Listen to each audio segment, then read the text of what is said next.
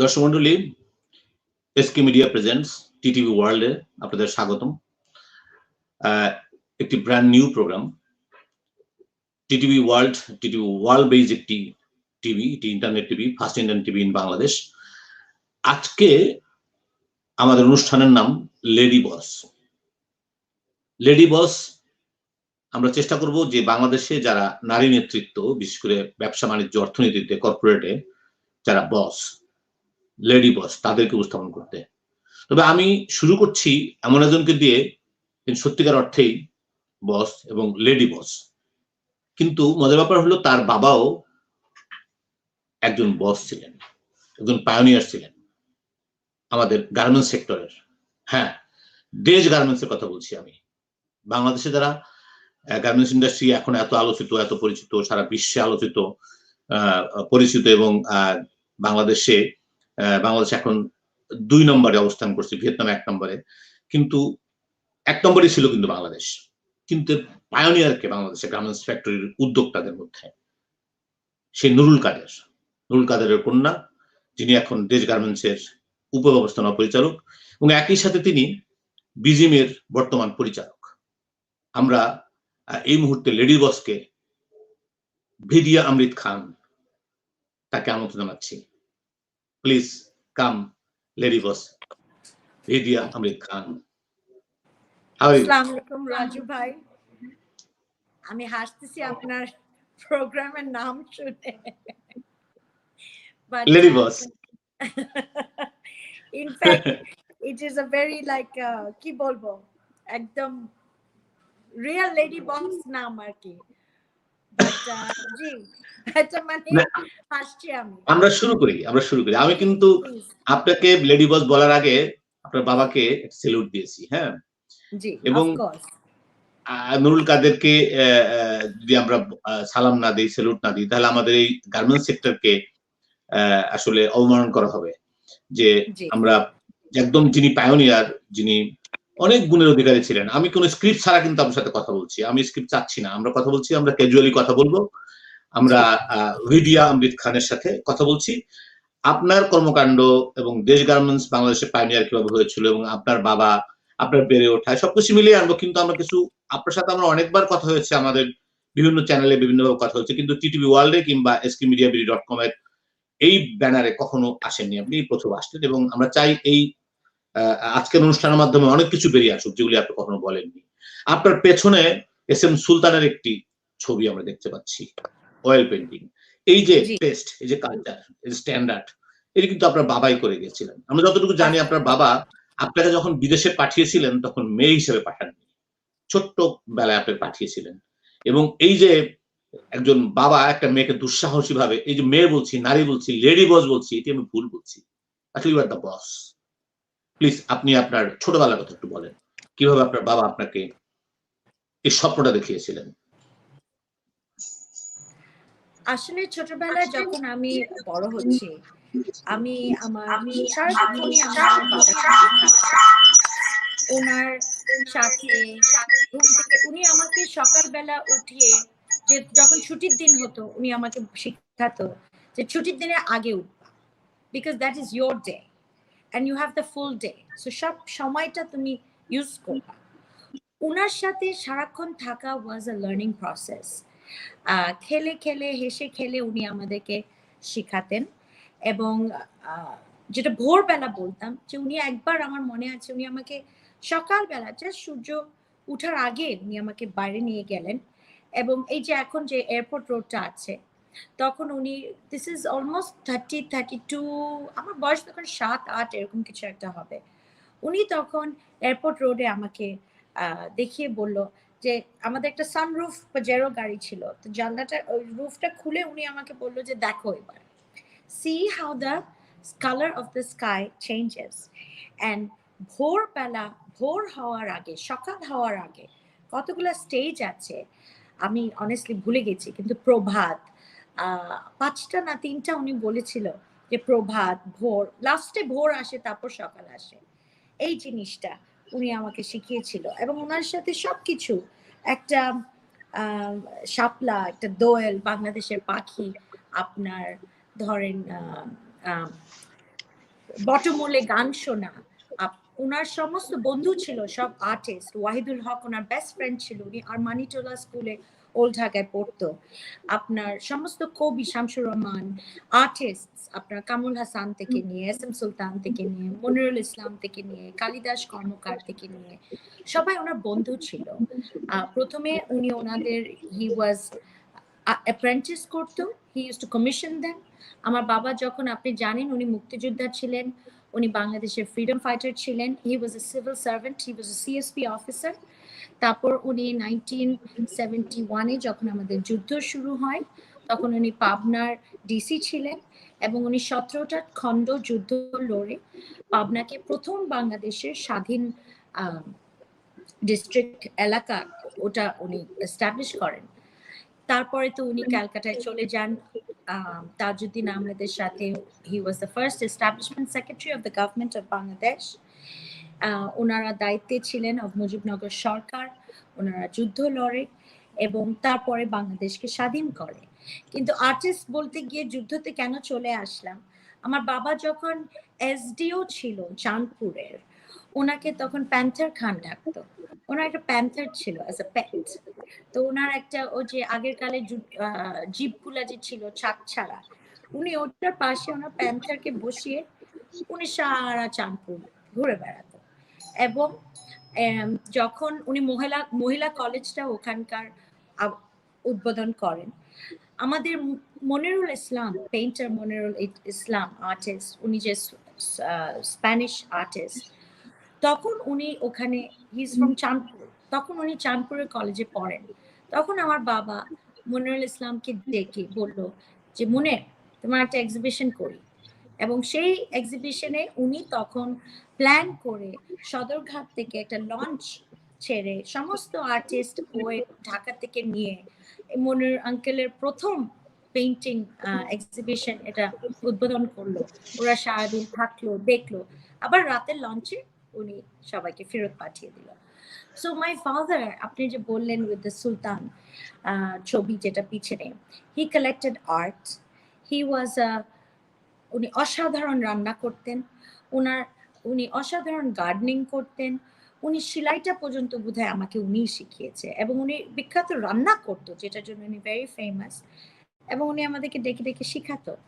তো বাংলাদেশি যে কালচারটা ছিল, আপনার পয়লা বৈশাখ বলেন, তো 21শে ফেব্রুয়ারিতে রাত্রে 12টার আগে ঢাকা ইউনিভার্সিটিতে নিয়ে যাওয়া, ভোরবেলা বটমূলে পান্তা ভাত এগুলা খাওয়া, এখন আপনার এই যে সমস্ত কাজগুলা, আবার ঢাকা ক্লাবে নিয়ে যেত নাস্তা খেতে।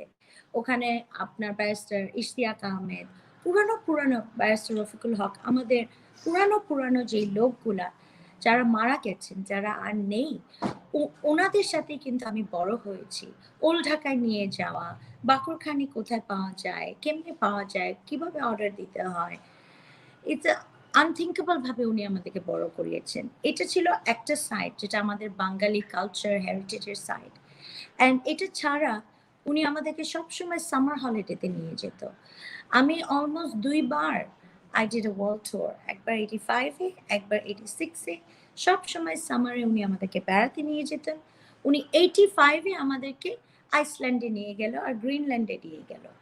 উনি যখন আমাদেরকে আইসল্যান্ড আর গ্রিনল্যান্ডে সেই কালে নিয়ে গেল, people in Iceland and Greenland came to see us. ওরা জীবনে বাংলাদেশ থেকে কাউকে দেখেনি তখন।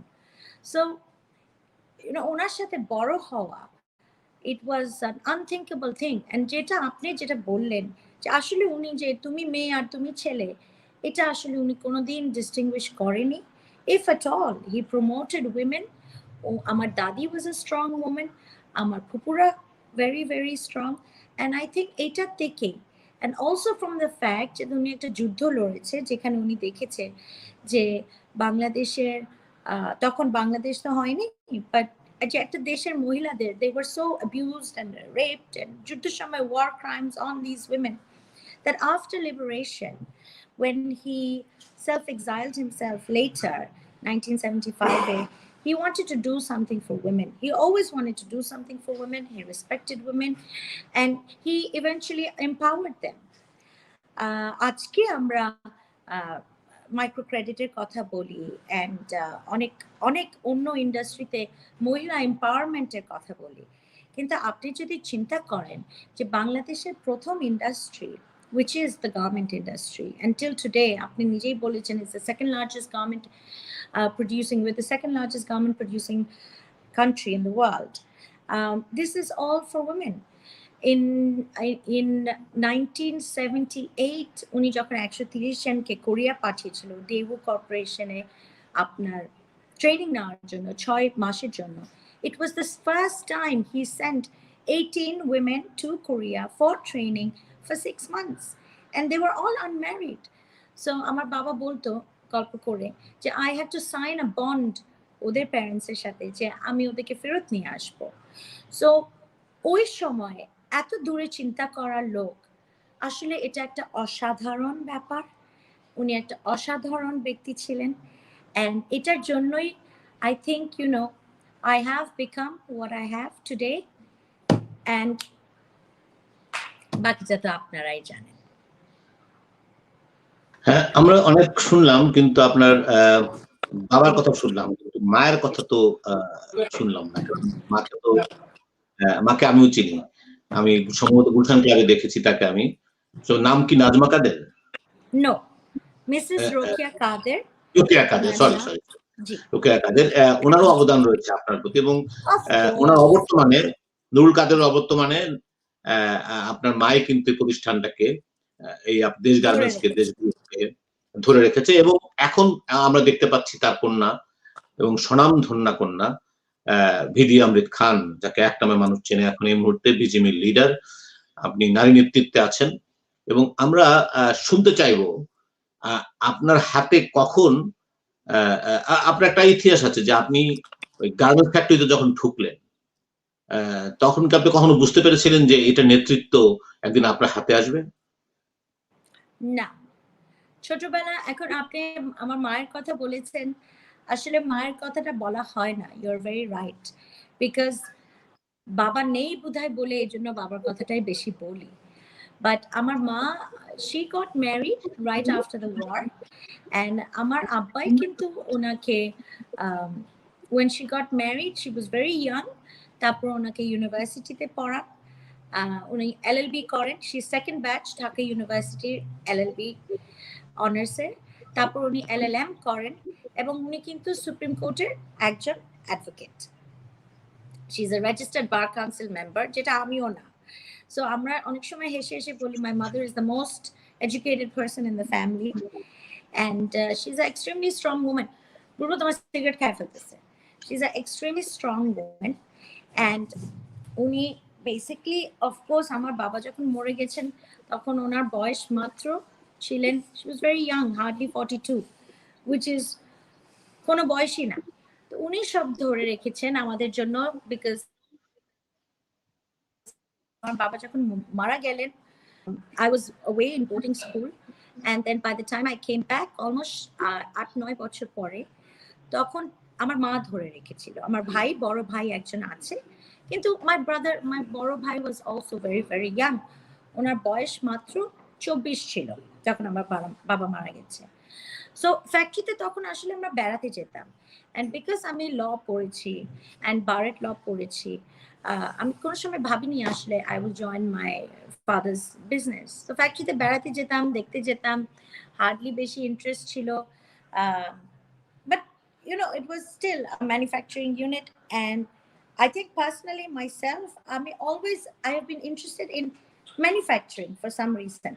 Manufacturing experience আমার প্রথম ছিল যখন আমি দেখেছি জাহাজ, to how a ship was built in Denmark in the shipyards, and my father used to be a representative of an agentship of the largest shipbuilding corporation of Denmark. So ছোটবেলা, when I was 6 years old, I went to see a shipbuilding yard.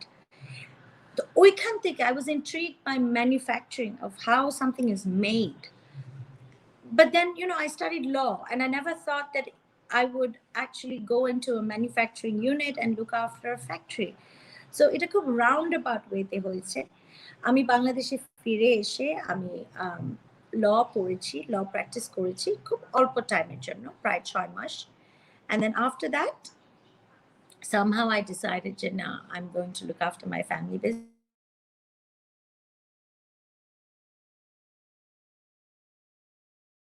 Decided I'm going to look after my family business, and that's how it all started.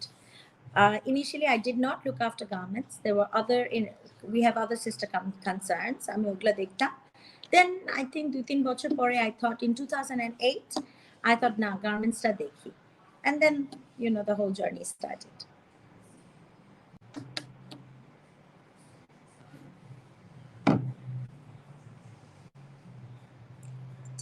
Raju bhai.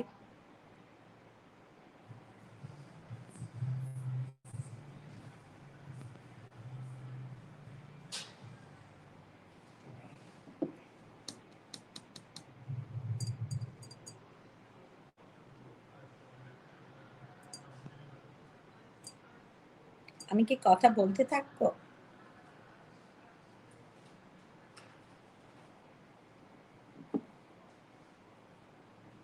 আচ্ছা, আমি কথা বলতে থাকি যতক্ষণ ওরি না আসে।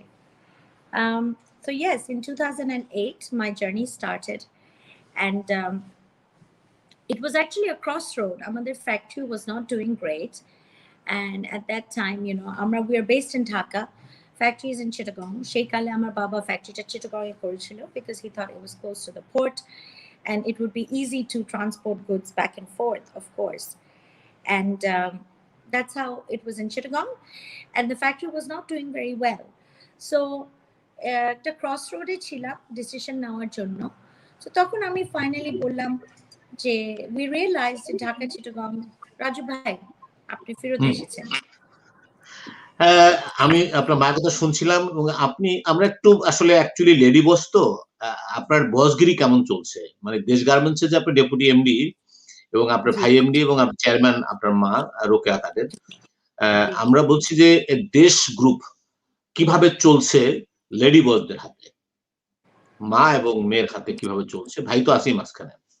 জি, আসলে আমি দেখি, and the reason why আমি দেখি is because আপনি এটা জানবেন যে একটা কোম্পানি, একটা business, yes, we are a board of members, but আমি চালাতে and factory থাকতে the experience has become more mine. The practical experience is mine. আমি 2 বার বিজিএম ইলেকশন করেছি, 2 বার আমি জিতেছি। ওটা থেকে আমার একটা বিশাল এক্সপেরিয়েন্স হয়েছে, and basically it's a huge learning curve. So it has taught me about Bangladesh, it has taught me about Bangladeshi people. I have been able আপনাদের মতন লোকের সাথে বিজিএমই ইলেকশন করে বিজিএমিতে ইনভলভড হয়ে আপনাদের সাথে আমার ইনভলভমেন্ট হয়েছে, এবং I took control. আমি যখনই কিছু একটা করি আমি ওটা খুব ডিটেইলে করি এবং আমি খুব ডিটেইলে চেষ্টা করি। সো যখন আমি ফ্যাক্টরিতে গেছি আমি কোনো রুমে ছিলাম না, I was on the floor. I learned how they sew. I learned how to calculate timing. I learned আমার জুট কে কিনে, I learned local ward commissioner K, CDA কে, আমার ডেভেলপমেন্ট অথরিটি কে, কোন ট্যাক্স দিতে হয়, জমির ব্যাপার। So I learned a lot, and I think this practical experience for 5 years I was in Chittagong on the factory floor every day. I learned how to deal with buyers. I learned how to do go to the banks, and I learned যে আমার সাধারণ ওয়ার্কারের সাথে কিভাবে চলা উচিত, কিভাবে কথা বলা উচিত, and how আমি ওদেরকে একটা অপ্রায়ণ করতে পারি। So আসলে I think, I don't know, অনেকে বলবে আমি খুব রাগী, আবার অনেকে বলবে, সবাই বলবে উনি অসম্ভব স্ট্রেট ফরওয়ার্ড। আমি নিজে বলি যে অনেক সময় আমার মুখে একটা ফিল্টার নেই, আমি অনেক কিছু বলে ফেলি, because actually there are very very few people who talk in a very straightforward way. So I think, but আমাকে একটু বলতে দেন, বলেন। আমাকে একটু বলতে দেন, আপনি রাগী, আপনি অনেক পার্সোনালিটি সম্পন্ন, সব ঠিক আছে, বাট আপনি কিন্তু অনেক সুন্দর। অনেক স্মার্ট এবং অনেক হৃদয়টা অনেক নরম, হ্যাঁ? এবং নরম বলেই আমরা দেখতে পাচ্ছি যে আমি কিন্তু আপনার একটা হাম্বল ব্যাপার নাই আপনার মধ্যে। যেমন আমার কিন্তু মনটাই ভালো হয়ে গেছে যখন আপনি এস এম সুলতান ব্যাকগ্রাউন্ডে রেখেছেন, হ্যাঁ? তো একজন শিল্পী পরিবারের মানুষ এবং আমি একটু আগে শুনে খুব অবাক হলাম যে আমি যখন ঢাকায় এসেছি তখনই কিন্তু আপনার বাবার নাম আমি জানি এবং অনলি 42 ইয়ার্স উনি চলে গেছেন। আমি সত্যি ভাবতে খুব বিস্মিত লাগে যে এত কম বয়সে 62 আচ্ছা 62 ও খুব কম। এখন তো আজকে দেখলাম দিলীপ কুমার মারা গেছে 92 ইয়ার্সে। তো আপনার বাবার মতো মানুষ আর অনেকদিন বাঁচা উচিত ছিল, কিন্তু এত কম বয়সেও সে যা করে গেছে, রেখে গেছে, সেটি কিন্তু আমরা এখন আমরা যদি বলি খুব র অর্থে তাহলে আমরা করে খাচ্ছি। আমাদের দেশের অনেক মানুষ করে খাচ্ছে। তার মানে এখন গার্মেন্টস ইন্ডাস্ট্রি কত হাজার হয়েছে এটা আপনি নিজেও জানেন এবং কত কম্পিটিটর হয়েছে। এখন ধরেন এরপরে আপনি বলছেন 2 বছর আপনি নেতা হয়েছেন, লিডার হয়েছেন। আমার মনে হয়, আমি কাউকে ডিজনার করে বলছি না, আপনি কিন্তু ইচ্ছা করলেই নুরুল কাদেরের মেয়ে হিসাবে প্রেসিডেন্ট ইলেকশন করতে পারতেন, সেটা আপনি করেননি। কিন্তু আমরা রুমানা হককে দেখেছি, তিনিও একজন সাকসেসফুল লেডি বস এবং আমি মনে করি তিনি আমার অনেক প্রিয় ছিলেন, তিনি খুব ভালো করেছেন এবং এখন যে ফারুক ভাই আছে তিনিও আমাদের অনেক প্রিয়। এবং এর আগে বিজেপি নেতা যারা ছিল, শফির ইসলাম মহিউদ্দিন আপনি বলেন, আরো যারা আছে, তারা সবাই কিন্তু আসলে ভালোই করেছে গার্মেন্টস ইন্ডাস্ট্রি। গার্মেন্টস ইন্ডাস্ট্রিটা কিন্তু নতুন, তখন যখন হয়েছে আপনাদের সময়, তখন কিন্তু এই যে বাইং হাউস কিংবা যারা বিদেশিদের সাথে কথা বলা এবং বাংলাদেশ থেকে পোশাক রপ্তানি করা। একটু যদি বলতে পারি, সবচেয়ে ইম্পর্টেন্ট ফ্যাক্টরটা আমার বাবা যেটা করে গেছিল, and again I have to talk about my father because he was a pioneer, a visionary. When he first started the garments factory, he went to the bank and he realized that ওনার অনেক টাকা দরকার to buy the fabric and accessories, নালে কিভাবে শিলাবে। And then he realized he doesn't have that money. So ব্যবসা set up করেছে, সবই ঠিক আছে, মেয়েরা আসছে, কাজ জানে, কিন্তু টাকা নাই ফ্যাব্রিক অ্যাক্সেসরিজ কিছু কেনার জন্য। তো তখন সেই কালে বাংলাদেশ ব্যাংকের গভর্নর, উনিও একজন সিএসপি অফিসার ছিলেন, ওনার নাম ছিল mister Nurul Islam, and he was a colleague of my father's. And উনি তখন ওনার কাছে গিয়ে he explained the triangle of trust, which today we know as the back-to-back letter of credit banking system. This was his innovation. He proposed this trust triangle system যেভাবে back-to-back কাজ করে, and totally this credit system যেখানে আমরা সব এনে শিলিয়ে পাঠিয়ে দিব, তারপর আমরা টাকা পাবো এবং তারপর আমরা টাকা দিব। এইটা কিন্তু 100% ওনার একটা অবদান। এইটা কিন্তু আপনার ডিউটি ফ্রি বন্ডেড ওয়্যারহাউসিং সিস্টেম, যেটা আমরা ফ্যাক্টরি লেভেলে এখন দেখি, যেটা আসলে আগে ইট ওয়াজ মোর এট আ ম্যাস স্কেল পোর্টে করা হতো, এই জিনিসটা ওনার 100% অবদান। আজকে আমি যদি বলি, আমি বারবার বলতে ইচ্ছা করছিল, তারপর বলি, আজকে কিন্তু আমরা এখনো যদি খুঁজি 2-1 টাকা কিন্তু গভর্নর নুরুল ইসলামের সইতে টাকা কিন্তু আমার হাতে এসে পড়ে। আজকে আমরা তাকে স্যালুট জানাই, তিনি এই সুযোগটা করে দিয়েছিলেন। কিন্তু আমি গার্মেন্টস সম্বন্ধে কিংবা R&D সেক্টর সম্বন্ধে খুব কম জানি ম্যাডাম। তারপর আমি বলি যে ওই সময় ব্যবসা করা, বাংলাদেশের পোশাক বিদেশে রপ্তানি করা অনেক টাফ ছিল বিষয়টা, এবং কোরিয়ান বায়ার, চায়না বায়ার, বিদেশি বায়ার গুলো আসতো, ইংরেজিতে কথা বলতে হতো। বাংলাদেশের কয়জন মানুষ ইংলিশে কথা বলতে পারতো, বিদেশের সাথে ডিলিংস করতে পারতো, এটা অনেক বড় ব্যাপার ছিল। এবং মেশিন গুলো বাইরে ছিল, সুজুকি, আমি বলবো যে brothers machine, button whole machine, হ্যাঁ জুকি মেশিন, হ্যাঁ জুকি, তারপরে আপনার হ্যাঁ হ্যাঁ এই যে কাটিং সেকশন, আয়রন সেকশন, আমি গার্মেন্টসে ঢুকে দেখতাম এই সমস্ত গুলো। এবং বিদেশের বায়ার্সরা এসে আপনাদের অর্ডার গুলো দিত এবং আপনারা আবার বড় কোম্পানি গুলো, বড় গার্মেন্টস গুলো কি করতেন, সাব কন্ট্রাক্ট দিতেন। এভাবে কিন্তু গার্মেন্টস গুলো বড় হয়েছে। এখন বাংলাদেশে গার্মেন্টস সংখ্যা কত তা আমি নিজেও জানি না, আপনি হয়তো ভালো জানেন। এবং গার্মেন্টস মতো এখন গার্মেন্টস এর বিজনেসের সাইজটা কত ম্যাডাম? জি, গার্মেন্টস এর বিজনেসের সাইজটা কত, বাৎসরিক আয় কত গার্মেন্টস এর, এবং কি পরিমাণ আর্ন করে বাংলাদেশে? আমাদের রপ্তানি at 32 বিলিয়ন। আসলে আতিক ভাই যখন প্রেসিডেন্ট ছিলেন, I was on the board then, my first time 2013-14 সালে Rana plaza was also collapsed that same year, আপনারা জানেন।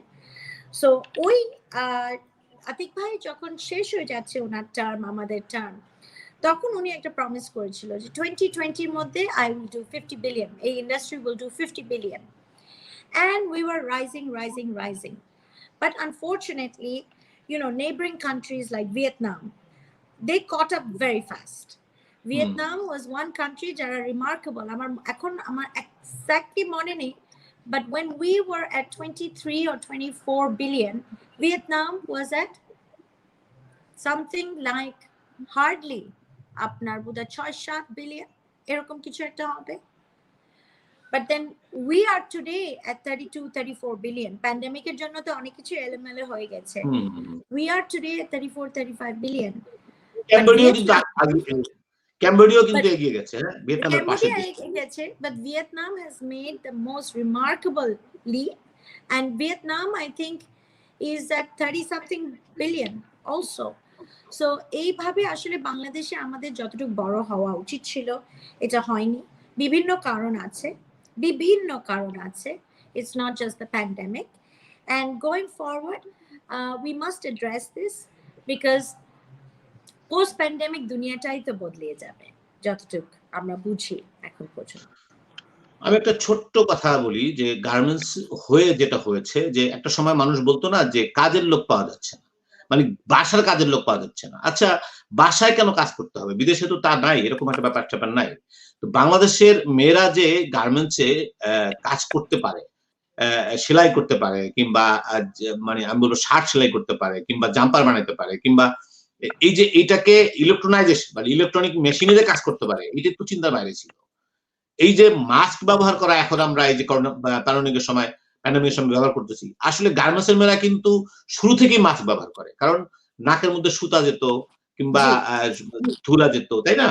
সেটা কিন্তু শুরু আপনাদের ওখান থেকে শুরু হয়েছিল। আমি বলছি কি যে বাংলাদেশের অর্থনীতিতে উইমেনদের মানে মেয়েদের, গ্রামের মেয়েরা যখন শহরে আসা শুরু করেছে এবং তাদের মধ্যে অনেকের বিবাহ বিচ্ছেদ হয়ে গেছিল, কিন্তু গার্মেন্টস চাকরি করার পরে আবার তারা হাজবেন্ড ফিরে পেয়েছে, আবার তারা নিজেদের একটি মেয়ে তার সংসারকে তার বাবা মাকে খাওয়ায় পরে বাঁচাইছে, তাই না? আমি একটু নিচের লেভেল থেকে কথা বলছি। তো আমি বলবো যে বাংলাদেশের অর্থনীতিতে কিংবা উইমেনদের সহযোগিতার ক্ষেত্রে গার্মেন্টস কি অবদান রেখেছে, আপনি কি মনে করেন? আপনি তো নিজেই বললেন এবং আমি তো আপনাকে বললাম যে I asked my father one day যে why women, what made you think of women? আমি ওনার সাথে অনেক গল্প করতাম, পুটুর করে সারা দিন। He was my best friend, so আমি সারাক্ষণ ওনার সাথে গল্প করতাম। So I said, why women? And he said to me, দেখো, একটা বাঙালি মেয়ে, গ্রামের মেয়ে, ওরা সকালে উঠে উঠানটা ঝাড়ু দেয়, গরুর গোয়ালটাকে খানা দেয়, গরুটাকে বাঁধে আনে, তারপর সে ঘরে গিয়ে সবার জন্য নাস্তা বানায়, শ্বশুর শাশুড়ি বাচ্চা এবং তার স্বামী যে ক্ষেত খামারে কাজ করতে যাবে ওর খানা রেডি করে, এবং সবকিছু করার পরে নাস্তা দিয়ে সবাইকে ঘুম থেকে উঠায়। তারপর তার স্বামী যখন খেতে কাজ করতে যাচ্ছে দুপুরবেলা সে গিয়ে খানাটা দিয়ে আসে, আবার সে ফেরত আসে, ঘরের সমস্ত কাজ করে, এবং লাস্টে সে কি করে, সন্ধ্যা হওয়ার সময় গরুটা আবার গোয়ালের ঘরে ফেরত আনে, তার স্বামী আসে, সে খানা দেয়, এবং রাত গ্রামে তো আপনি জানেন 7-8টার মধ্যে সবাই ঘুমিয়ে যায়, এবং সে কাঁথা সেলাই করছে, সবার কাপড় সেলাই করছে, লুঙ্গি ছিঁড়ে গেলে ওটা সেলাই করছে। তো এই যে মহিলাদের এত বড় একটা role on a daily life, এটা তো আজকের থেকে হয় না। উই আর এম্পাওয়ার্ড টুডে, আমরা এম্পাওয়ারমেন্ট বলি, বাট একটা গ্রামের মহিলা and a working woman, we say, oh, we are working woman, আজকে আমি গাড়িতে উঠলাম, সুন্দর করে মেকআপ করে কাজে গেলাম, কিন্তু এই গ্রামের মহিলাগুলো আর ওয়ার্কিং ফ্রম ডে ওয়ান। কিন্তু আমি বলতে শুনেছি তখনকার যে মেয়েদের কাজ করানো হয় যাতে করে কম পয়সায় কাজ করানো যায়, এটা ওই সময় বলতো মানুষ। এই কথার উত্তর আপনি কি দিবেন, কি উত্তর দিবেন? এই কথার উত্তরটা আমি দিব যে দেখেন, একটা গার্মেন্টস ফ্যাক্টরি ওয়ার্কার সবাই কিন্তু মিনিমাম ওয়েজ পায়। Women are not getting less than the minimum wage. They are insured their minimum wage.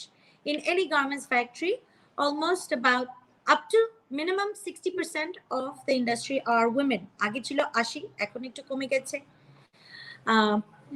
So these 60% of the women or 80% of the women at that time, they got the same wage as a man. একটা ছেলে অপারেটরকে কেউ কিন্তু বেশি টাকা দেয়নি, কাজ starting হয়েছে আপনার সেম লেভেলে, তারপর তুমি কিভাবে আগাও, তুমি কত স্কিলফুল হও, কোন গ্রেডের অপারেটর হয়ে যাও, ওইটার উপরে তোমার বেতনটা বাড়বে। So at least at a starting, at a very starting, a garments industry worker, male or female, gets the same wage. There's no discrimination. Rather আমি বলবো আপনি দেখেন যে আমাদের ব্যাংক বলেন বা আদার ইন্ডাস্ট্রি বলেন বা কর্পোরেট, যেটা আমরা এখন বাংলাদেশের কর্পোরেট কালচারাল লাইফস্টাইল দেখছি, there's so many empowered women, I don't know if they get the same wage. So ওখানে একটা question অবশ্যই আছে। And the world over, আপনি জানেন Norway is the most gender equal country in the world, I think. But apart from that, there are wage discrimination. Women have fought for equal pay, for equal rights, for fair treatment forever. And we continue to fight. A woman has to fight. আমি এটা বলি, আমি অনেক সময় বলি যে আসলে এগুলো উইমেন্স ডেতে I think it's a joke. I think it's an absolute joke. ওই সারা বছরে একটা দিন একটা আমাদেরকে ফুল পাঠাবে বা কমার্শিয়ালি আমাদেরকে একটা, যারা আমাদের সাথে ব্যবসা করে ওনারা আমাদেরকে একটা কেক পাঠাবে আর উইশ করবে, and the rest of the time আমাদেরকে equal footing এ রাখবে না। I think if anything it's more than an insult than anything else. So inequality in the workplace is always there, and it's there throughout the world. That's not really the issue. As far as garments factory workers are concerned, I think there is much, much more equality there. And I will proudly say that, because no garments factory worker who's a woman gets a different starting salary than a man. দুটো শব্দ আমি খুবই catch করলাম, সেটা হলো আপনি বলছেন যে আমাদের দেশের কর্পোরেট লাইফস্টাইলে গার্মেন্টস অনেক বেশি, আমাদের দেশে এখন সারা পৃথিবীতেই, সারা বিশ্বকেই মানে কর্পোরেট যে স্টাইলটা এটি গার্মেন্টস সেক্টরে আসলে করেছে। এবং আমার জানা মতে গার্মেন্টস ইন্ডাস্ট্রি যত বেড়েছে তত এলসি খোলা, তত ব্যাংকগুলো, আপনি শুনছেন আমার কথাগুলো, গার্মেন্টস ইন্ডাস্ট্রি যত বেড়েছে তত ব্যাংকগুলোর প্রসার বেড়েছে, এলসি খোলা, বিদেশে রপ্তানি করা, ব্যাংকে বিশ্বাস করা আপনাদের, এবং আপনাদের মাধ্যমে ব্যাংকগুলো বড় হয়েছে। বাংলাদেশে এখন প্রাইভেট সেক্টরে এতগুলো ব্যাংক হয়েছে, সেগুলো কিন্তু সচল, এবং গার্মেন্টস ইন্ডাস্ট্রির একটা ব্যাপক অবদান রয়েছে। এ ব্যাপারে আপনার মন্তব্যটা শুনতে চাই। বাংলাদেশের ব্যাংকগুলো কিভাবে গার্মেন্টস সাথে সহায়তা পেয়েছে এবং গার্মেন্টসকে কিভাবে ব্যাংক সহায়তা করেছে? যখনই শুনেছে যে এই গার্মেন্টসটি এত হাজার কোটি টাকার রপ্তানি করছে, তখন কিন্তু ব্যাংক এগিয়ে আসছে। আপনি নিজে বলছেন বাংলাদেশ ব্যাংকের গভর্নর আপনার বাবাকে হেল্প করেছে, হ্যাঁ, এবং বিশ্বাস করেছে। আজকে এই ব্যাংকগুলোর কথা একটু বলেন আপনি। দেখেন ব্যাংকগুলা আমার বাবার টাইমে যে রিস্কটা নিয়েছিল, it depends from bank to bank. There are good banks, there are bad banks. There are banks who understand garments more, and there are banks who don't understand garments. But one thing we always say, আমি এটা সবসময় বলি যে a bank is the biggest business partner of any company, of any business organization. Why? Because আমরা তাদের উপরে depend করি for the financing. But at the same time, আপনি যদি বাংলাদেশ ব্যাংকের ইন্টারেস্ট রেট গুলো দেখেন, এত বছর যেটা হয়েছে 13%, 14%, মাই গুডনেস, এখন নামিয়েছে 9%-এ। বাট যে এবং আপনি খুব ভালো করে জানেন বেইং আ বাংলাদেশি, যে আমরা যেরকম কোলাটারাল দেই প্লাস বিদেশে কিন্তু লিমিটেড লায়াবিলিটি আছে of companies, we have unlimited liability. এবং আজকে আমার ছেলে, মেয়ে, স্বামী, everybody has to sign the guarantee. আমি যদি ছেলে হতাম, আমার হাজবেন্ডের যদি গার্মেন্টস ফ্যাক্টরি হতো, উনি আমাকে ওয়াইফ হিসাবে গ্যারান্টি, আপনি জানেন ব্যাংকে আজকে দিতে হয়। এটা কেন? How dare you, the bank today, you take so much liability, and what do you give us in return? তোমরা আমাদের ঘর রাখো, বাড়ি রাখো, জমি রাখো, পৈতৃক সম্পত্তি, আমার দাদার বাড়ির দাদার বাড়িও পারলে ব্যাংক রেখে দিবে। And আমরা সাপোর্টটা কতক্ষণ পাই? আমরা সাপোর্টটা ততক্ষণই পাই যখন উই আর ভেরি ওয়েলথি, টাকা পয়সা আছে, নো প্রবলেম, ব্যাংক আমাকে আরো হাজারো কোটি টাকা দিবে। But the minute we are in a crisis, bank তখন বলবে ওয়্যার ইজ ইউর বায়ার, কোথায় তুমি গেলা, কোথায় তোমার ব্যবসা? এই প্যান্ডেমিকের কথাই বলছি। প্রধানমন্ত্রী বলেছেন, আমাদের মাননীয় প্রধানমন্ত্রী বলেছেন বাংলাদেশের ব্যাংক একটা নির্ধারণ আইন করেছে বলে ওনারা আমাদেরকে ইন্টারেস্ট রেট চায় নাই, যেতে পারে নাই। কিন্তু এটা কি ব্যাংকের নিজেদের উদ্যোগ ছিল? শুধু ব্যাংকের কথাই আমরা কেন বলবো? There are other non-financial banking institutions also. Did they give us the same break? Did any bank manager নিজে থেকে বলছে যে ভাই ঠিক আছে গভর্নমেন্ট কি করে বাদ দেন, বাংলাদেশ ব্যাংক কি বলেন বাদ দেন, আপনি একটা এতদিনের কাস্টমার এবং আপনার সমস্ত কোল্যাটারাল আমাদের আজ পর্যন্ত আছে, ঠিক আছে, আপনি একটা বছর আমাদেরকে ইন্টারেস্ট ফ্রি রাখেন, দিয়েন না টাকা, বা আপনাকে আমি একটা বছর যেখানে সারা দুনিয়ার মানুষ মরে ভূত লাশ হয়ে যাচ্ছে, আপনারা ইন্টারেস্ট রেট কিন্তু 1 পয়সা 1% 0.0001% কমায়নি। So you know the banks will, ওই যে একটা কথা আছে না যে ব্যাংকরা বড় লোকদেরকেই টাকা দিবে, গরিব লোককে টাকা দিবে না। আজকে you talk about women entrepreneurs and there are so many banks who claim that they help women to do business in return for what? বলেন আপনি ইন্টারেস্ট রেট কত, বলেন আপনি কোল্যাটারাল ছাড়া কতটুকু ওরা দেয়? আমি এই প্যান্ডেমিকের মধ্যে একটা ব্যবসা, ছোট্ট একটা ব্যবসা শুরু করেছি বিকজ আমাদের গার্মেন্টস ফ্যাক্টরি আপনি জানেন it came to a standstill. US canceled order left right and center. ওদের এক সেকেন্ডে ওরা আমাদেরকে টাকা দেয় নাই, ওরা অর্ডার ক্যান্সেল করে দিয়েছে। আমার মাল নিউ ইয়র্কে গিয়ে বসে আছে, they didn't pay us for it. The same people who always talk about কি equality, compliance, social compliance, এই বেতন দিছো নাকি 8 তারিখ পর্যন্ত? আরে আমি বেতন দিয়েছি কি না দিয়েছি, এই যে প্যান্ডেমিক হলো তুমি কি আমাকে 2 পয়সা ছাড় দিলা? তুমি কি ক্যান্সেলড অর্ডার দিলে আমাকে? নো। তাহলে what kind of hypocrisy is that? So দেখেন ব্যাংকরা কিছুটা ওরকম, টাকা থাকলে টাকা দিবে, ব্যবসা হলে টাকা দিবে। I can be a long standing customer, তার জন্য মেবি আমাকে অল্প একটু ছাড় দিবে, কিন্তু that's it, it's very limited.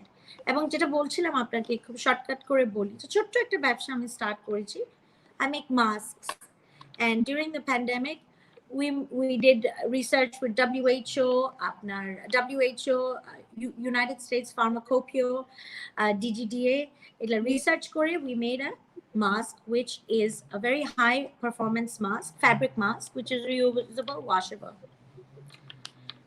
আমি গেলাম ব্যাংকের কাছে, নাম করা ব্যাংকে, বাংলাদেশে বড় ব্যাংক, টপ 5 ব্যাংকের মধ্যে বলবো, they run women program, this that and the other.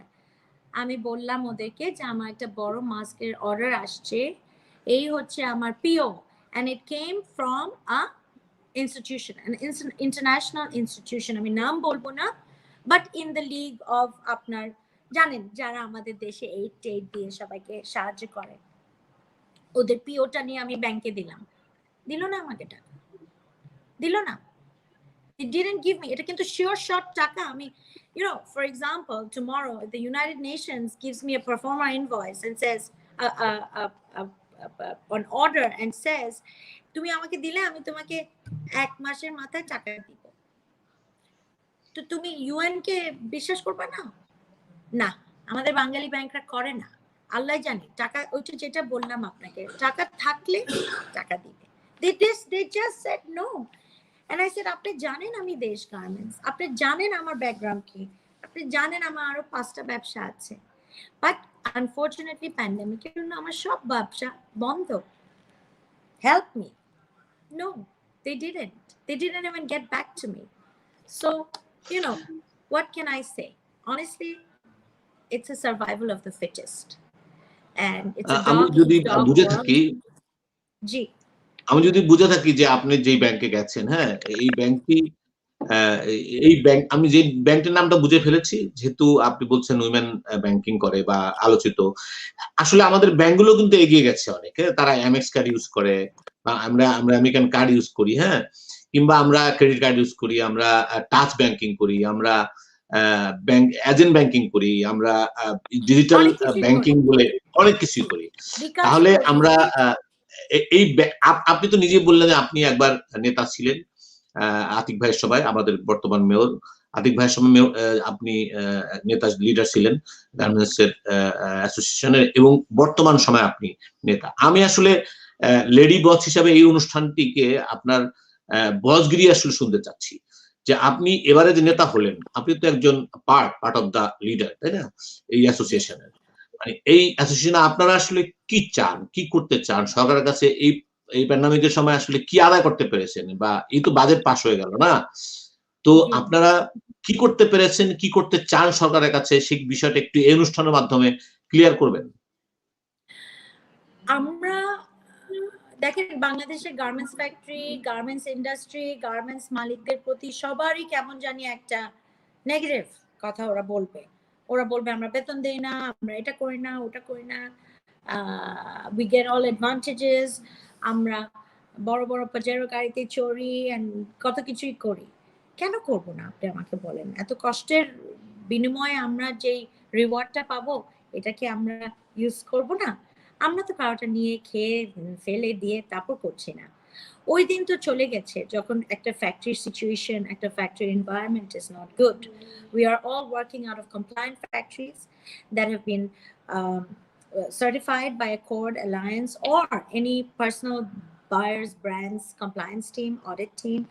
আমাদেরকে সারপ্রাইজ অডিট হয়, we are always checked, helpline আছে, মেরা জানে, সবই ঠিক আছে।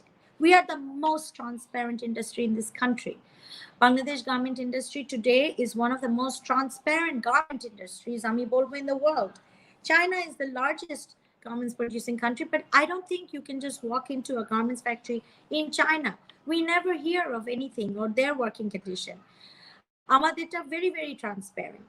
So in an industry that has today, that my father started, আমি এটা বারবার বলবো যে ঠিক আছে, উনি না শুরু করলে আজকে গার্মেন্টস মেবি বাংলাদেশে হতো, কিন্তু কেমনে হতো, কবে হতো, মেবি একজন করে সে নলেজটাই শেয়ার করতো না। আপনি খুব ভালো করেই জানেন যে আমার বাবা যখন ফেরত এসেছিল সবাইকে নিয়ে, and when they wanted to leave, after like কয়েক মাস পরেই কয়েকজন বললো যে স্যার আমরা একটু যাই, আমরা ফ্যাক্টরি খুলবো। বা আমার বাবার বন্ধুরা যখন বললো যে জিলু, ওনার ডাক নাম ছিল, তোমার তো এতগুলা লোক, তুমি আমাকে 2টা লোক দাও, 3টা লোক দাও, আমরা ফ্যাক্টরি করবো। তখন কিন্তু উনি দিয়েছে, and we grew, and today the garments industry, it is what it is. This industry unfortunately and 40 years did not grow and excel like it should have. We can do a lot more in terms of value addition, in terms of garments factories that are, দেখেন আপনার চায়নায় যেটা বানায় বা মরক্কোতে যেটা বানায় বা টার্কিতে যেটা বানায়, ওই এক্সপার্টিজ ইটালিয়ান গার্মেন্টস যেটা ইটালিতে যা বানাচ্ছে, it's not the same. We don't make any luxury goods, we don't make any luxury products, we don't make any designer wear. We বলতে I mean the majority. এখন 2টা ফ্যাক্টরি যদি আপনার Hugo বস বানায় আর 3টা ফ্যাক্টরি যদি রালফ লরেন বানায়, that's not, you know, the entire market. So that's why I generalize by saying that we have not been able to tap into the luxury or high-end market as we should have after 40 years of being in the same industry. ওখানে আমাদের অনেক we need a lot more help. Bangladesh's infrastructure, the port is not as flexible and efficient as it should be. Banking, sometimes, you know, apni bishwash korben na, there are so many processes that we have to go through. At a permission nite gele, the ease of doing business jetake bole, that is not so apparent in this country. There's a lot of এটা কিভাবে আমি বলতে পারি, there's a lot of unbudgeted costs that we have to make. এটা কমে আসতে হবে. There must be a way in which our government further subsidizes various sectors, such as এখন যদি আমরা নন ওভেন টেক্সটাইলস করতে চাই, ম্যানমেড ফাইবার করতে চাই, বা কোনো একটা প্রোডাক্ট করি which is more advanced technologically, there must be more further research. Our government should help us doing more research, more subsidy. We must train our mid-management level in a very vigorous way. Polytechnic যদি আরো অনেক খোলা হয় across the country, যেখানে garments এর mid ম্যানেজমেন্টকে training দেওয়ার জন্য, এফিশিয়েন্ট করার জন্য, in industrial engineering, in automation, in industry 4.0, in learning about designing. Oh my god, আমাদের ডিজাইনার্স নাই। এবং আমি সেদিনও এই কথাটা বলেছি যে হাউ কাম এখনো আমরা শ্রীলঙ্কা অ্যান্ড ইন্ডিয়া অ্যান্ড বিভিন্ন দেশ থেকে ফ্যাক্টরি হেড নিয়ে আসি। হাউ কাম 40 বছর পরে আমার 4000 ফ্যাক্টরির 4টা ফ্যাক্টরি হেড নেই যারা বাংলাদেশ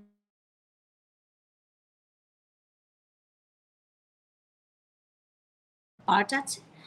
অ্যান্ড সরকার থেকে আমি যেটা বলবো, দেখেন প্যান্ডেমিকের টাইমে আমি এটা বলবো যে নট অনলি ব্যাংক, আমরা শুধু ব্যাংকের কথাই বলা উচিত না আসলে, বিকজ আফটার অল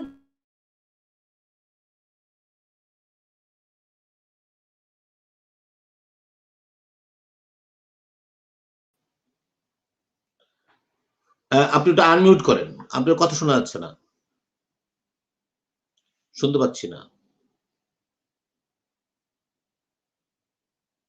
কথা শুনতে পাচ্ছি না। দর্শক মন্ডলী, আপনারা দেখছেন টিটিভি ওয়ার্ল্ড, skmediabd.com প্রেজেন্টস। আমাদের আজকের অতিথি ভিডি আমৃত খান, শি ইজ দ্য লেডি বস। আমরা শুনছিলাম লেডি বসের কথা, এবং বর্তমান সময়ে শোনা যাচ্ছে আপনার কথা? আপনি আমার কথা শুনছেন? আমরা লেডি বসের কথা শুনছিলাম। দেখি, তিনি একটি মাস্ক আমদানি করার জন্য একটি ব্যাংকের কাছে টাকা চেয়েছিলেন, তিনি পাননি। তো আমরা ভিডি আমৃত খানকে বলবো যে আপনার ব্যবসাগুলো কি কি একটু জানতে চাই, বিজনেস গুলো কি কি, কোন কোন খাতে ব্যবসা রয়েছে আপনার?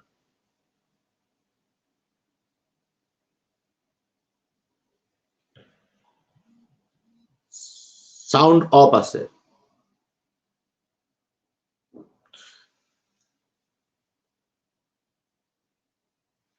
আপনি একটু আনমিউট করবেন, কাইন্ডলি একটু আনমিউট করবেন।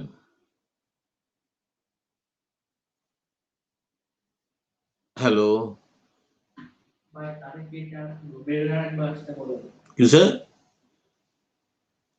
আবার কেটে বেরিয়ে আসতে পারেন, আবার বের হয়ে আসেন আপনি, আমি কথা বলছি, হ্যাঁ আবার বের হয়ে আসেন, আপনি আবার চলে যান, চলে যান আপনি। দর্শক মন্ডলী, আমরা আপনারা দেখছেন টিটিভি ওয়ার্ল্ড, skmedia.bd.com প্রেজেন্টস। আমাদের অনুষ্ঠানের নাম লেডি বস।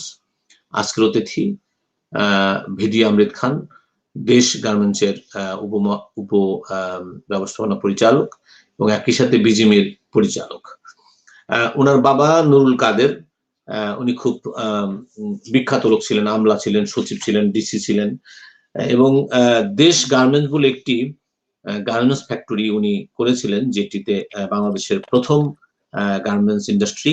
সেই গার্মেন্টস ইন্ডাস্ট্রির পরে আমরা দেখেছি, হ্যাঁ সেই দেশ গার্মেন্টস এর পরে প্রতিষ্ঠিত হওয়ার পরে আমরা দেখেছি বাংলাদেশে প্রচুর গার্মেন্টস ফ্যাক্টরি হয়েছে, এবং বাংলাদেশে গার্মেন্টস এর পোশাক রপ্তানিতে 1 নাম্বার হয়ে গেছিল এক সময়।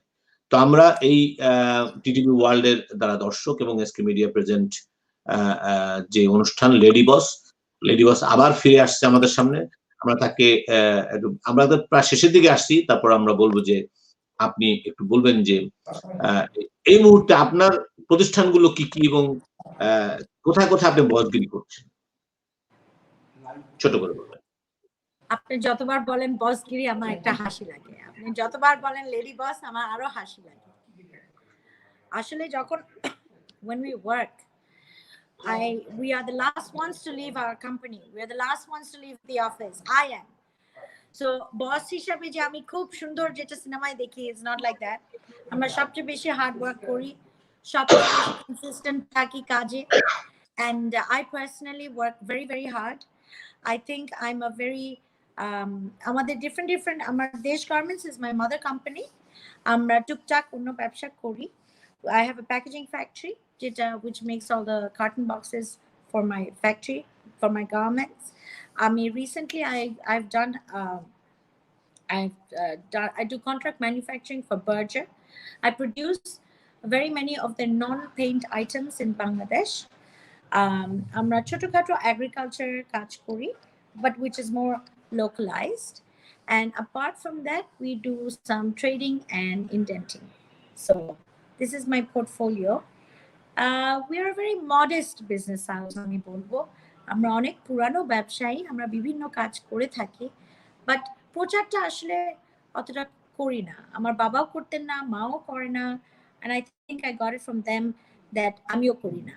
And just to sort of আপনারাই ডেকে ডেকে যতটুকু নিয়ে যাচ্ছেন, জিজ্ঞেস করছেন, এতটুকুই আপনি নিজেও জানেন যে আপনি যতবার বলেন যে আপা একটা ইন্টারভিউ দেন, আমি আপনাকে বিভিন্ন টাইমে নাই বলে এসেছি। বাট তখন কেটে যাওয়ার সময়, just to answer your question very briefly, আমি বলবো যে from the banks we ask for this, that give us one more year, because when the buyers came back they changed their terms of payment. It's not the same as before, and it is actually very, very difficult for us to pay all the installments, the loan, the bank, the bonus. Eid আসছে, একটা bonus আমরা দিয়েছি, এখন ঈদ আসতেছে আরেকটা bonus দিতে হবে। অনেক ফ্যাক্টরি বলবে যে হ্যাঁ অনেক ভালোই ব্যবসা করছে গার্মেন্টসরা, but there's a huge distinction between the knit factory owners and the woven factory owners. Business has been different. আপনি জানেন ফর্মাল ক্লোদিং লাস্ট 1-1.5 বছরে কেউ পরেনি। আমরা এই জুমে মিটিং করেছি, উপরে একটা জামা নিচে আরেকটা জামা, so we all wore casual clothes, and আমরা বাসায় থেকেছি। So casual clothes equals mostly to knit, and therefore we need that help from the bank. আমাদের একটু ওয়ার্কিং ক্যাপিটাল দিতে পারলে we would be very, very happy, and banks need to understand that this is not a normal time. It's a মহামারীর সময়, it's a pandemicের সময়, and therefore we need their help. And it's not only the bank, all other places as well, not only for the garment industry, shop industry জন্য অনেকের electricity bill আসে আপনার 4-5-6 কোটি টাকা, না দিতে পারলে ইন্টারেস্ট তো ওইভাবেই বাড়ছে। তো এই যে আমাদের ইউটিলিটিস গুলো আছে, এখানে তো কোনো ছাড় আমরা পাইনি। তো আমি একটা এই প্রসঙ্গে আমি একটু আপনার সাথে কথা বলতে চাই। আপনি যখন বলছিলেন আপনার বাবার সময়ের অনেক কিন্তু বড় ব্যবসায়ীরা, আমি কারো নাম বলতে চাই না, যারা ব্যবসা করে শেয়ার বাজার থেকে, ব্যাংক থেকে টাকা লুটপাট করে কিন্তু অনেকেই চলে গেছে। বলা হয়ে থাকে যে তারা কিন্তু আর টাকাগুলো ফেরত দেয় না সরকারি ব্যাংকগুলোতে, হ্যাঁ? অথচ আপনি কিন্তু বলছেন যে সৎ বাবার কন্যা হিসাবে আপনি কিন্তু এই কিছুদিন আগেও আপনি ব্যাংক থেকে ফেরত আসছেন। মানে আপনি ওইভাবে আপনারা অসৎ মানে ব্যাংক থেকে লুটপাট করে টাকা নিয়ে ব্যবসা বাণিজ্য করেননি। আমি কাউকে দোষারোপ করছি না, কিন্তু আপনারা এই যে আপনারা তো একজন বিজনেস লিডার, এই যে বাংলাদেশে ব্যবসা বাণিজ্য ক্ষেত্রে যে এই যে লুটেরারা তৈরি হয়েছিল তাদের ব্যাপারে অ্যাজ এ বিজনেস লিডার হিসেবে আপনি কি বলবেন? ছোট করে বলেন। ছোট করে বলবো এটা, এবং অনেক গার্মেন্টসের মালিকরা এলসি খোলার নামে কিন্তু টাকা লুটপাট করে নিয়ে গেছে। নামগুলো বলতে চাই না আমি। বিসমিল্লাহ গার্মেন্টস, এই গার্মেন্টস, সেই garments, crore crore billion dollar তারা নিয়ে গেছে, এবং ব্যাংকের লোকজনদের যোগ সাজতে সেগুলো হয়েছে। আপনি একটু আপনার কাছে শুনতে চাই। আমি এটাই বলবো যে দেখেন, Bangladesh is a growing country. We are just graduating from the LDC status, and we are in a very delicate place. Infrastructure বলেন, আমাদের অসংখ্য পলিটিক্যাল প্রবলেম হতো, আপনারা জানেন, বন্ধ এই সেই, এগুলা থ্যাংক গড থেমেছে, যেটার জন্য আমাদের অনেক বায়াররা এখন at ease, with ease বাংলাদেশে আসে। They know there is no political unrest. This is a huge factor for us. But we are a very delicate country. আমাদের এখনো অনেক মানুষ আছে, অনেক আনএডুকেটেড মানুষ আছে, অনেক ডিফিকাল্টি আছে, অনেক পভার্টি আছে, and just because the middle class is growing doesn't mean the গরিব মানুষরা equally ওদের buying power, spending power বেড়ে গেছে.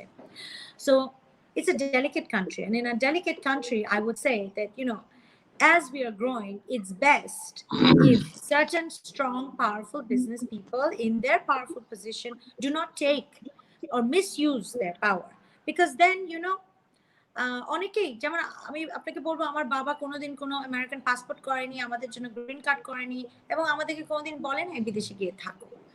So he did everything for the country. So এখনো যদি আমরা এত তাড়াতাড়ি সবকিছু নিয়ে বিদেশে চলে যাই বা বিদেশে নিয়ে সেটেল করি, তাহলে তো it's becoming a wealth drain and a brain drain. দেশে থাকো, don't embezzle money. There are a lot of people যারা একদম নাই হয়ে যায়, শেষ হয়ে যায়, সুইসাইড করে because of financial losses for their businesses collapsing. So there is an effect. So I would say that let's not rush it. তোমরা দেশ থেকে টাকা নিয়ে চলে যেতে চাও, যাও, আর একটু পরে যাও, একটা ম্যাচিওর দেশ হোক বা something. I am not saying it's the right thing to do, but we are too sensitive and delicate a country to face such kind of drains. You know, আপনার প্রমোদনার সময় আমরা পুরো ইন্ডাস্ট্রি পেয়েছি, তাও কি it was a loan, it's not a grant. পুরো industry পেয়েছে 5 কোটি টাকা, the garment industry. And then there are individual companies who got bailouts of just that company, of that volume. এটা করলে কেমনে হবে? বিদামৃত খান, আমরা প্রায় শেষের দিকে আসছি, তবে আমি একটা ইনফরমেশন আপনাকে দিতে চাই। সে আপনারা হয়তো কোথাও যাননি, কিন্তু বাংলাদেশের বেশিরভাগ এই যে আপনি বললেন পাজেরো নিয়ে চলা বা বড় লোক, হ্যাঁ, বেশিরভাগ ইন্ডাস্ট্রিয়ালিস্টরা কিন্তু সেকেন্ড হোম আছে। আমেরিকা হোক, ইংল্যান্ড হোক, কিংবা কানাডা হোক, কিংবা মালয়েশিয়া হোক, সিঙ্গাপুর হোক, সেকেন্ড হোম অবশ্যই আছে। আপনার নাই, সেটা আপনি হয়তো চাইতে চান না। আপনি বাংলাদেশি জাতীয়তাবাদ এবং বাঙালি জাতীয়তাবাদকে বিশ্বাস করেন এবং বাংলাদেশকে ভালোবাসেন। তো আমি একদম শেষে এসে বলবো যে আপনার বাবা সত্যি একদম পিওর বাংলাদেশি ছিলেন, বাঙালি ছিলেন। স্যালুট হিম, অফকোর্স স্যালুট হিম। আমার ছোট্ট দিয়ে শেষ করবো ইনফরমেশন, সেটা হলো নুরুল কাদের ফাউন্ডেশন বলে একটি ফাউন্ডেশন ছিল বা আছে হয়তো, সেখানে পুরস্কার দেওয়া হতো শিশু সাহিত্যে।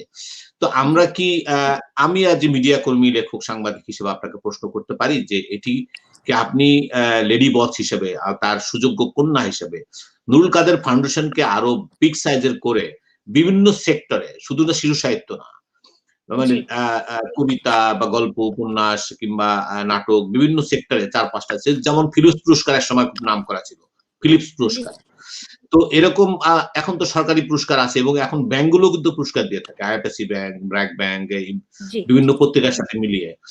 আপনার কি এরকম আছে, ভবিষ্যৎ পরিকল্পনা আছে? ধরেন আপনি যে কোনো একটা টেলিভিশন চ্যানেলের সাথে হতে পারে, পত্রিকার সাথে হতে পারে, নুরুল কাদের ফাউন্ডেশন স্মৃতি পুরস্কার বিভিন্ন ক্ষেত্রে হতেই পারে, আর্টের ক্ষেত্রে হতে পারে।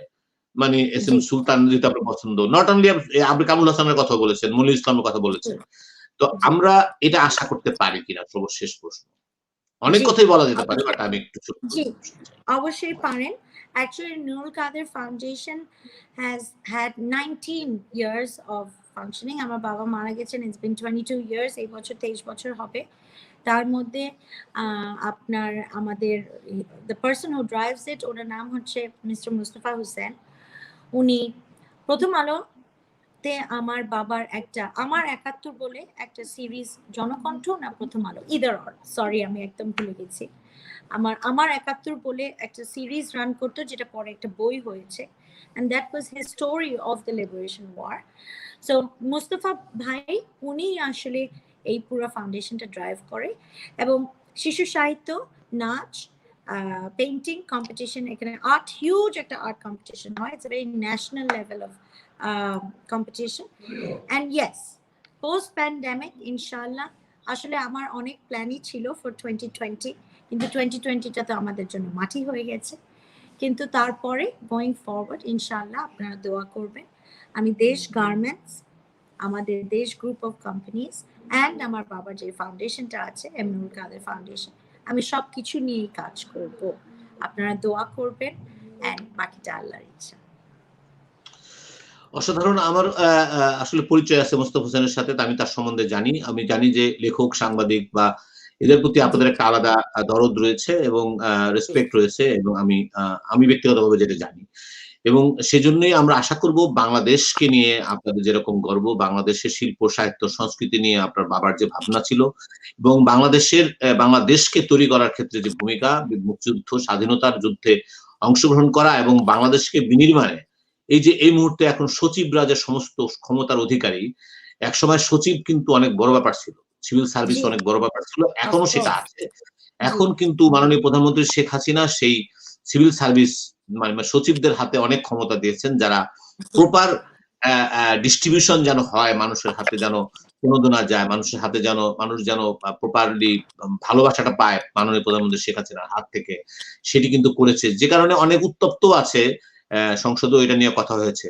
কিন্তু আমরা আশা করব যে আপনার বাবার মতো আমলা হয়েও বাংলা সাহিত্য, সংস্কৃতি, মুক্তিযুদ্ধ এবং দেশকে নিয়ে ভালোবাসে এমন মানুষ, বিসিএস ক্যাডার যারা একসময় ক্যাডার হবে, তারাও যেন কিংবা যারা ব্যবসা করে কিংবা যাই করুক না কেন, দেশকে ভালোবাসুক এবং বাংলাদেশের জন্য বয়ে আনুক আপনার বাবার মতো এরকম সম্মান, যাতে করে বাংলাদেশ সারা বিশ্বের বুকে উঁচু হয়ে দাঁড়াতে পারে। এবং অলরেডি আমাদের বাংলাদেশ কিন্তু ব্যাপক আলোচিত একটি দেশ সারা বিশ্বের বুকে, এবং সেটি অনেকদিন আগে থেকে একটু বলে রাখা ভালো যে মাননীয় প্রধানমন্ত্রী শেখ হাসিনার আমাদের জাতির পিতা বঙ্গবন্ধু শেখ মুজিবুর রহমান বাংলায় কিন্তু জাতিসংঘে ভাষণ দিয়েছিলেন, একই সাথে জাতিসংঘের ভাষণ দিয়েছিলেন আমাদের মাননীয় প্রধানমন্ত্রী শেখ হাসিনা। যা হোক, আমরা এই দেশকে নিয়ে গর্ব করি, দল মত নির্বিশেষে আমাদের দেশটাকে গড়ি, এবং আমাদের এই যে সেক্টর নিয়ে কথা বলছি, গার্মেন্টস সেক্টর, সেই গার্মেন্টস সেক্টর যেন আরো উন্নতির শিখরে চলে যায়, এবং আপনাদের মতো লেডি বসরাও যেন এটি নিয়ন্ত্রণ করতে পারে। মানে আমাদের মতো আমরাও নিয়ন্ত্রণ করবো, বাট লেডি বসরাও যেন পারে। কারণ মা মাটি দেশ, আসলে মা, এটা বলা আছে না যে একটি শিক্ষিত মা যদি আমরা দেই, একটি শিক্ষিত জাতি, একটি বড় জাতি আসলে আমরা উপহার দিতে পারি।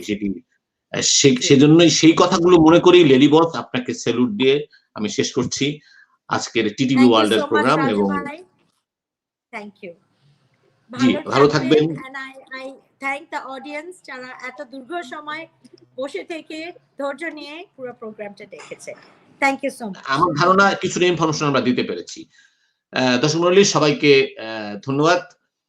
বিশেষ করে skmedia.bd.com প্রেজেন্টস টিটিভি ওয়ার্ল্ড এর এই অনুষ্ঠান লেডি বস থেকে আপনাদের সবাইকে শুভেচ্ছা, আবারও শুভেচ্ছা। ভালো থাকুন, সুস্থ থাকুন, সুন্দর থাকুন, থাকুন আমাদের সাথে, থাকুন টিটিভি ওয়ার্ল্ড এর সাথে।